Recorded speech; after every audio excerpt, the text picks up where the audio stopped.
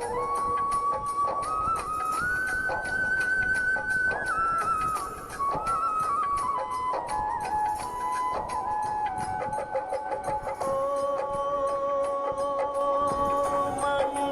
भवन अमंगल हारी,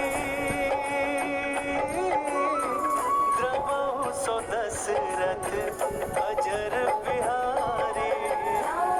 सिया राम जय जय राम, राम सिया राम जय जय राम।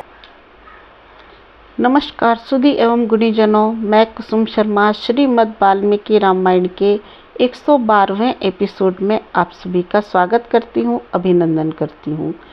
साथियों, 111वें एपिसोड में हमने तुलसीदास जी द्वारा रचित कवितावली से एक पद पढ़ा था, जिसमें मंदोदरी इंद्रजीत को कोसती है। साथियों, वास्तव में मेरा यहाँ पे आनंदमय पदों को प्रस्तुत करने का मंतव्य है, ताकि आप उस सुंदर कवितावली का आनंद उठा सकें। तो अब आगे कवितावली से एक पद लेते हैं। रावण की रानी बिल्ल खानी कहे जातु धानी, रावण की रानी बिल्ल खानी कहे जातु धानी, हाहा कहू कहे 20 बाहु 10 माथ सो, काहे मेघनाद काहे काहे रे महोदर तू, धीरज न देत लाई लेत क्यों ना हाथ सो, काहे अति काय काहे काहे रे अकंपन, अभागे तिये त्यागे भोडे भागे जात सात सो, तुलसी बढ़ाई बादी साल ते विशाल बाहे, तुलसी बढ़ाई बादी साल ते विशाल बाहे, याही बल बालिसो विरोध रघुनाथ सो, याही बल बालिसो विरोध रघुनाथ सो। साथियों, हिंदी लेते हैं।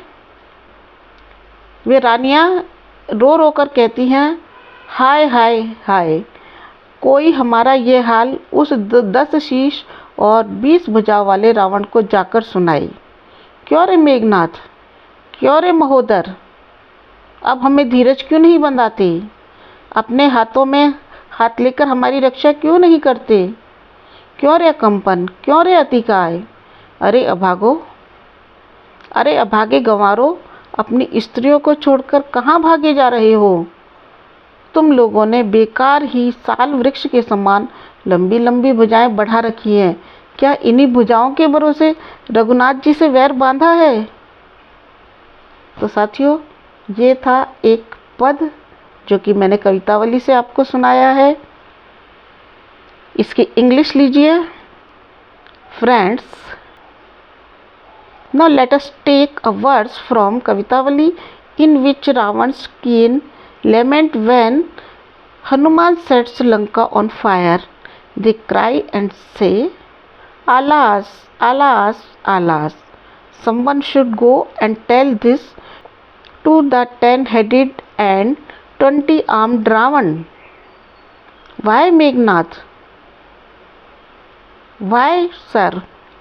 Why don't you console us now? Why don't you protect us by taking us in your hands? Why are you motionless? Why are you Atikay? Oh, unfortunate fools!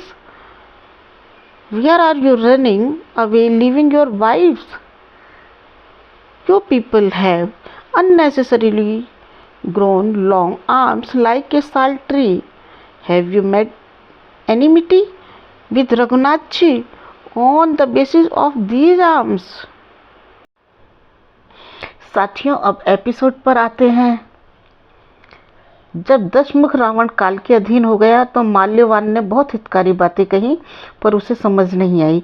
तो उसका क्रोध बढ़ गया और टेढ़ी भौंक करके बोला, तुम शत्रु का पक्ष लेकर के बात करते हो, मेरी समझ में तुम्हारी बात नहीं आती है। अरे राम तो एक मनुष्य है जिसने सिर्फ कुछ बंदरों का सहारा ले लिया है। पिता के त्याग देने से वो वन में आ गया। उसमें ऐसी कौन सी विशेषता है जिसे तुम उसे सामर्थ्यशाली मान रहे हो। मैं अपने राज्य पर प्रतिष्ठित हूँ। वह जो व्यक्ति अपने राज्य पर प्रतिष्ठित हो, वो तुम्हारे ऐसे कटु वचन कैसे सुन सकता है। और फिर क्या मैं इसी भय से राम को सीता को लौटा दूं? सिर्फ भय मात्र से मैं सीता को वापस दे दूं, जो कि अनन्य सुंदरी है? अरे सुग्रीव, लक्ष्मण सहित श्री राम को तो मैं कुछ ही दिन में मार डालूंगा।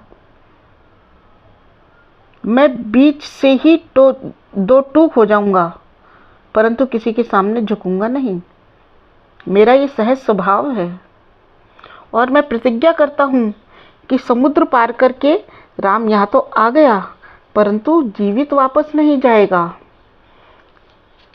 तब रावण को अत्यंत क्रोध में भरा देख करके माल्यवान बहुत शर्मिंदा हुआ, लज्जित हुआ और वह महाराज की जय हो ऐसा कहकर अपने घर चला गया।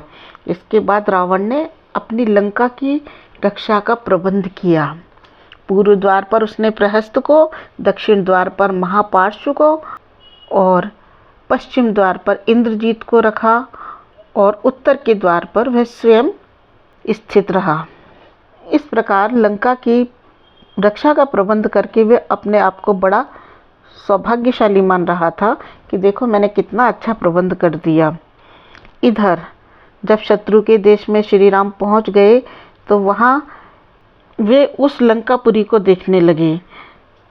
तब रावण के छोटे भाई विभीषण ने इस प्रकार कहा कि मेरे चारों मंत्री लंकापुरी जाकर के लौट आए हैं और उन्होंने रावण के द्वारा नगर की रक्षा का जो प्रबंध किया है उसे देख लिया है और उसे समझ लिया है।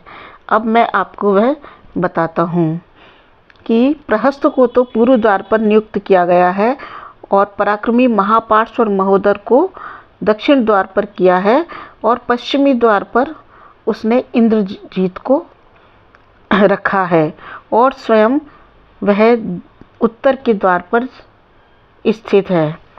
रावण की सेना में 10,000 हाथी, 10,000 रथ, 20,000 घोड़े और 1 करोड़ से भी ऊपर राक्षस हैं। मैं रावण की शक्ति का परिचय आपको दे रहा हूँ। इससे श्री राम आपको अपने मन में दीनता नहीं लानी चाहिए। मेरा कोई आपको भय दिखाने का प्रयास नहीं है और आपको वानर सेना का व्यू बनाकर ही इस विशाल चतुरंगिनी सेना से युद्ध करना चाहिए।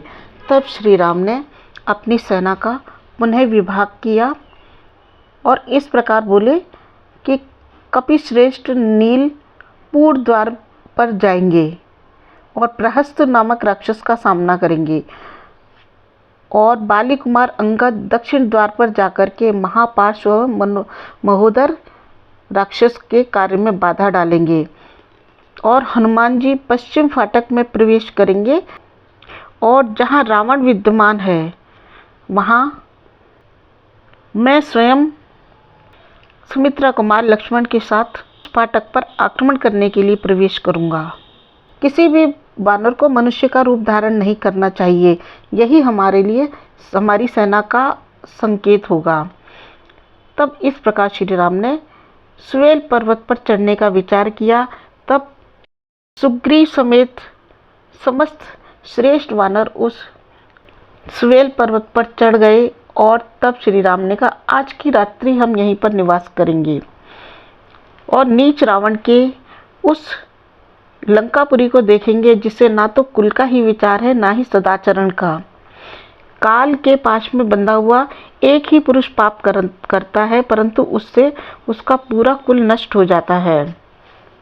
श्री राम और लक्ष्मण के साथ अन्य सभी वानर भी थोड़ी देर में ही उस सुवेल पर्वत पर चढ़ गए। वहां से उन्होंने लंकापुरी को देखा।